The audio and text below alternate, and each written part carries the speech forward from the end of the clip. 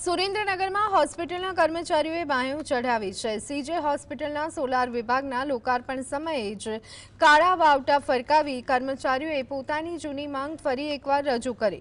વિરોધ દર્શાવનારા વર્ગ 4ના કર્મચારીઓ છેલ્લા કેટલાય સમયથી પગાર વધારાની માંગ કરી રહ્યા છે, પરંતુ હોસ્પિટલ સત્તાવાળાઓ કર્મચારીઓની માંગને ધ્યાને ન લેતા આજે લોકાર્પણ પ્રસંગે મહાનુભાવોની હાજરીમાં જ પોતાની વ્યથા રજૂ કરી।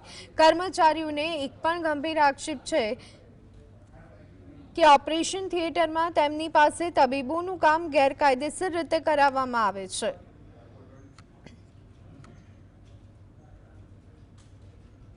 અત્યારે જે પગાર છે કે કોકને 15,000 છે, કોકને 20,000 છે, કોકને 25,000 છે। આ મોંઘવારીને ધ્યાનમાં લઈને અમે કર્મચારીએ અમારી એકતા દાખવી। આ લોકો ગેરકાયદેસર ઓપરેશન કરાવે છે, ટાંકા લેવડાવે છે, ડ્રેસિંગ કરાવે છે, કેટેટર કરાવે છે।